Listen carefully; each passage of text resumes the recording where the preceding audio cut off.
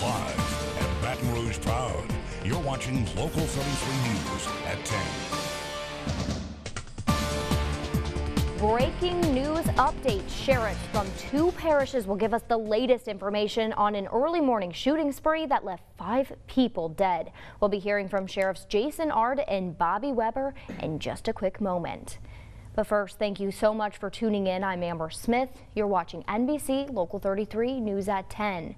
That news conference going on right now. You're going to hear from Sheriff Jason Ard and Bobby Weber. Take a listen. At the location on Courtney Road, where we confirmed 3 dead of a gunshot wound, one being a Billy Ernest Jr., 43, who's the father of daughter Summer Ernest, who we believe to be the girlfriend of our suspect, as well as Tanner Ernest, 17, which is going to be Mr. Ernest's son and the brother of Summer Ernest. There was also 2 juvenile victims inside the house. 2 juveniles inside the home.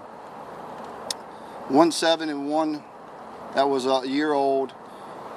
Neither one of those were harmed, and they both are safely with their mother. The Sheriff's Office was able to confirm that the vehicle traveled south on LA 447, which is South Walker area, in the direction of Ascension. Not long after this, Ascension Parish Sheriff's Office confirmed that there was a double homicide in Ascension Parish that they were working. We were able to make a connection with the 2 parishes not long after that. Our suspect is identified as a 1 Dakota Terrio, who is 21 years old. It is believed that he was in a relationship with the victim, Summer Ernest. The Lititz Parish Sheriff's Office confirmed the suspect left at around 8:05 a.m. this morning in the victim's vehicle, Mr. Ernest's, which is a 2004 Dodge pickup, gray over silver. License is going to be a Louisiana license. C as in Charlie 583809, and it has an LSU sticker in the back window. The suspect was last seen wearing a blue sweatshirt, blue jeans, and white tennis shoes. He has 2 tattoos. One is going to be on his upper right side of his chest. The other is going to be on the inside of his right forearm.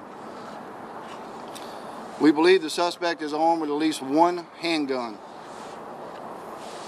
As always, we're asking for the public any information to please contact the Livingston Parish Sheriff's Office, Ascension Sheriff's Office, or Crime Stoppers. We have charged Mr. Terrio with 3 counts of first-degree murder, as well as theft of a motor vehicle. We've only had 1 dealing in the past with Mr. Terrio here in Livingston Parish, which is a misdemeanor theft. A misdemeanor simple possession of drug paraphernalia. We do not have a motive. It is still undetermined.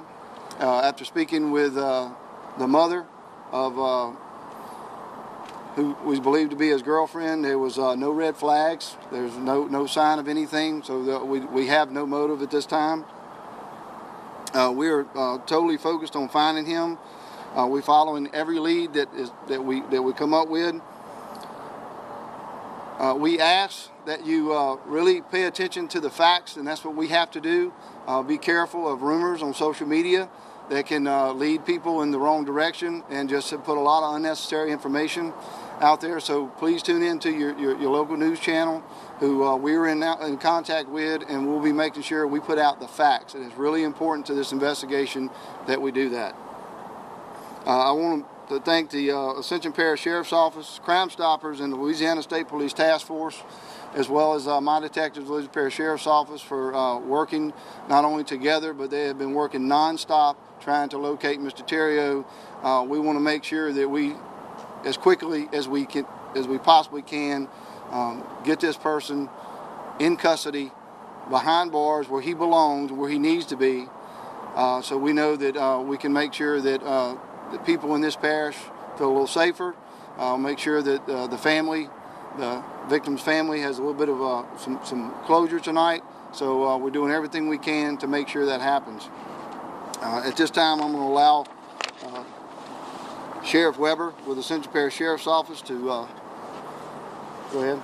Well, first and foremost, our condolences to the families of the victims that were slain today. I know they are suffering tonight at the hands of a murderer, and our commitment to them is that we will use all of our resources, all the resources that we have available to us, to bring this murderer to justice. We also will reach out to our partners in the state and federal government to help us with this investigation, and they will use whatever resources they have. As you know, Terrio traveled from Livingston Parish this morning to Ascension Parish, where he arrived at his parents' trailer and went inside that trailer, and he shot both his mother and his father. Based on information we received at the scene from the father, who was still alive at the time, he gave us the information necessary for us to cut warrants on Dakota Terrio for 2 counts of first-degree murder, and he will be charged with that once he's apprehended. We have indications that he's traveling east of here. We think he is out of this area and maybe in another state. I will tell you that tips and leads are coming in. We are going to work every lead. We're going to work every tip, and we just have to follow through. As information comes in, as information changes, such as today, Sheriff Ord was able to give you more information on the vehicle. There is the LSU sticker in the back window of that vehicle, and we do have tattoos that we can report on Terrio himself. One on his chest again and one on his arm. So just in addition to my press release today, not much has changed, but I will tell you our detectives, as you can see behind us, are still working. They're still working in Ascension. There's a lot of information to be uncovered, and we look forward to getting that information to you as timely as we can. But as Sheriff Ord said, we want to make sure that it's done accurately. Thank you. Yes, sir. There was talk this is one of the worst domestic disturbances you've ever encountered, you've ever seen. Was there some history of this prior to this? Well, that's a good question. I don't know if it's the worst domestic, but in the last few years it has been the worst domestic violence that we've seen in Ascension. But I will tell you, he was not on our radar screen in Ascension Parish. We have not had any activity with the Terrio family in Ascension. We do know he had some history, maybe in St. Charles and Jefferson Parish, but not of a domestic nature. So no, there was no red flags in Ascension, and we've never answered a complaint at that residence before. Is Summer Ernest his girlfriend? Was he living with that family? And when did that happen? We had no red flags as well in this parish and we have never really dealt with Terrio. We do know that he was living with his girlfriend's parents. Had been living there a couple of weeks. And when did that happen? Because I was trying to understand the timeline of what happened first. So his parents were shot first, and then he went to his girlfriend? No, we believe that he actually was here first, and that's where he actually shot and killed his girlfriend, her brother, and her father. And then he traveled from here to Ascension Parish, where he murdered his mother and his father. Now, can you tell us exactly where you think they may be? He might be tonight. Like, are we looking in Mississippi at this point? Ma'am, we do not know where he's at. We don't know. All right, well, we are starting to fade out of this news conference here, but you can continue to watch it live. We have that up on our Be Our Proud app and beourproud.com. A ton of new information coming to you guys from this news conference. We now know that the Ernest family, Summer Ernest, the 21-year-old victim, was the girlfriend of the suspected killer. We don't know a motive so far, but we now know that that suspect has 2 tattoos to be on the lookout for. That pickup truck has an LSU sticker on the back, and they think he's traveling east, and they think he might now be in another state. So keep sharing this information to help law enforcement track this guy down, especially if it seems as though he might be traveling out of the area. Spreading the word could help them get some information on this. They say tips are coming in, but if you know anything, of course, you should be calling Crime Stoppers, that number 344-STOP, or if you can't remember that, just call 911. This is a big case that we're continuing to work here in our area, and we'll bring you all the updates, beourproud.com and our Be Our Proud app. And of course, this is our WVLA NBC Local 33 Facebook page. We will be all on top of this story, making sure we bring you all the latest information as it becomes available. But bringing it back here to Baton Rouge in a much lighter note here, Danielle. It's clear and comfortable outside right now, but it sounds like some big changes could be coming our way. Danielle, when do I need to start pulling out the coat again? Well, you might need it sooner than you think. And the clouds have moved in tonight. Live sky cam right now showing those overcast skies, and they're going to continue into the early morning, but they're going to clear out for your Sunday. Temperatures right now a little on the chilly side, 51 degrees in Baton Rouge, but most locations actually sitting in the 40s, 46 degrees already this evening up in New Roads. And as you head through tonight, expecting those temperatures to drop into the low 40s before we rebound back up into the low 60s. Very seasonable for our Sunday. But those seasonable conditions, guys, aren't going to last long. I know you've seen it all over social media. You're going to hear it here next on your full forecast in just a few minutes. We're going to be talking about an Arctic blast and a chance possibly for, dare I say the S word, snow. We'll be talking about that in a few minutes. Amber? Danielle, with the bad news, that dreaded S word. Hopefully we don't see that. But some good news, an incredible comeback. LSU down double digits with 2 minutes to go, but they make a comeback for the ages. Morgan Beard breaks down how it all happened. That's coming up in your Go Nation Sports. Stay with us. Now, your Storm Tracker team forecast with Danielle Giuliano. Well, again, here we made our way through a very mild Saturday. Temperature still on the mild side, 51 degrees, a little chilly out there. Winds are calm this evening, but the clouds have moved in. You're looking at overcast skies tonight, but they'll start to dissipate and decrease as you move throughout your Sunday morning. So tonight we're going to drop temperatures down around 40 degrees, and then we're rebound them right back up around 60. Very seasonable there for our Sunday there, and we start to see things kind of warm up and the sun return throughout Sunday afternoon into the evening. So a few mild and sunny days. Arctic blast sinks in though to the south, and a wintry mix on Tuesday. Guys, I'm going to say the forbidden S word in the south, not the word south, but the word snow. We don't like that word here, but we are going to discuss it, so we're prepared. Now, Arctic air is going to sink down south. This is 8 p.m. on your Monday. It's going to continue to sink as the cold front moves on through. And then this front's going to bring that Arctic cold air below average, well below average, the coldest air we've seen so far this year, so far this winter. You're going to wake up Wednesday morning with temperatures most likely in the 20s. So let's give you a few scenarios here. You're moving through, this is our European model. It starts to sink through. Monday night, you're going to see the cold rain. You head into Tuesday early morning, 6:30 a.m. That freezing line just off to our north, that's the area of pink snow to the north in Mississippi, but we start to see cold rain in Baton Rouge south. And then you start to see some flurries and showers move on through and dries out by the afternoon. Now let's look at our American model, our GFS model. This is at midnight on Tuesday as well. Still in a dry slot, but that cold rain continued to sink south. But this is a difference. At 6:30 a.m. on our other model, most of the snow was up to the north. But this is 6:30 a.m. on our American model, and the snow has sunk south. The freezing line is below the 10-12 corridor, and Baton Rouge will see some snow. We'll keep a very close eye on this one as it starts to sink out as well. Now our in-house model here at the station keeps it a little drier, you'll notice. Not as much precipitation. This is at midnight, still a little on the drier side. Snow showers move through a little earlier. This is 4:30 a.m. Most of the models were around 6 a.m. So we'll keep this in mind. Showers move on through and they move on out. Now keep in mind our ground is going to be a little warmer, so we're not looking at much in terms of accumulation. In fact, our European model keeps accumulation far off to our north in Mississippi.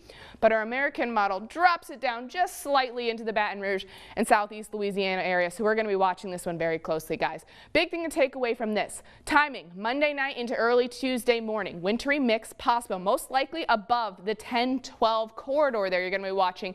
And remember the 4 Ps. Make sure you're prepared for this cold weather that's going to make its way through. 7-day forecast, guys. We're mild the next 2 days in the 60s. That's why our ground is going to be warm. That's why you're not going to see much in terms of accumulation.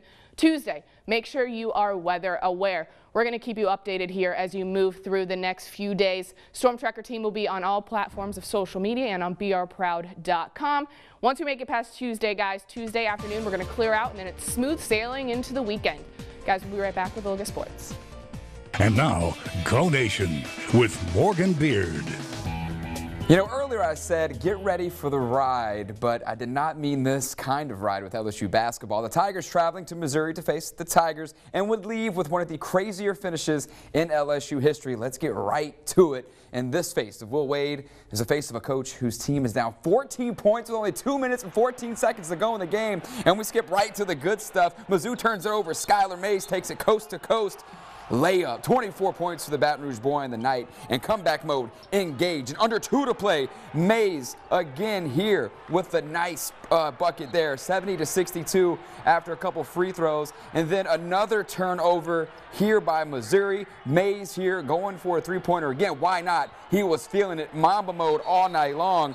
But you'll see there, though, Naz Reid fouled there. He would hit both free throws. And then time winding down. One last chance for LSU. Down just one. Tremont Waters with the game winner.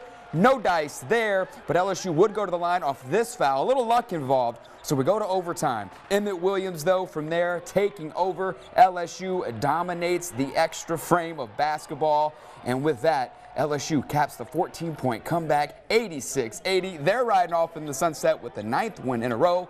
Don't call it a comeback, though, for head coach Will Wade. Rallies, I've never really been a part of anything like that. And 14-1, and I think Skyler went on a 9-0 run by himself, and you know, we were very, very fortunate. Yeah, much more on that one tomorrow. We'll make a lot more sense of that. But hey, how about Southern looking for win number 3 in a row? This one would have to come on the road at Alabama A&M, and they come out hot. Aaron Ray there, tied for the team lead with Sidney Amunde. 17 points for both of them. He makes it rain from deep. And then a little bit later, Destin Dutton finishing it off there. Southern with an early 5-point lead. But A&M, though, Brandon Miller kicks it out to Julian Reeder, who sizes it up from downtown. Southern, they fall on the road 68-62. How about the same matchup, but on the women's side? The Lady Jags 5-1 in the SWAC. And we start in the third quarter, the second half here. Jags on top. Brittany Rose tries it from downtown. She misses, but Tanira Moore busts out the Windex, cleans the glass with the offensive board and putback.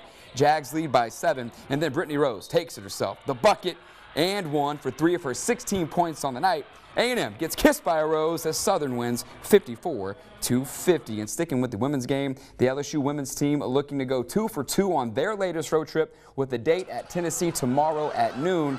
And we're at about the halfway point of conference play. The Lady Vols, they're just 1-5 in the SEC, but there's no sleeping on LSU head coach Nikki Fargas's old team. We've got a big task on Sunday, but a great opportunity to play in a great environment, to play against a very worthy opponent and a team that, although their record is reflecting them at the bottom of the SEC, they're definitely one of the best teams in our league. We'll have highlights of that one tomorrow, and of course much more on LSU men's 9th win in a row. Time for a break. We'll be right back. Recapping our biggest story of the night, police say be on the lookout for this man, Dakota Terrio, 21 years old, and that truck, a Dodge pickup 2004, believed to have an LSU sticker on the back, license plate number C5838809. If you see him, call Crime Stoppers, the number 344-STOP. All the latest information on our Be Our Proud app. Definitely the biggest story of the day. Anyone with tips, send them to investigators. That's all that we have time for tonight. The latest developments, beourproud.com.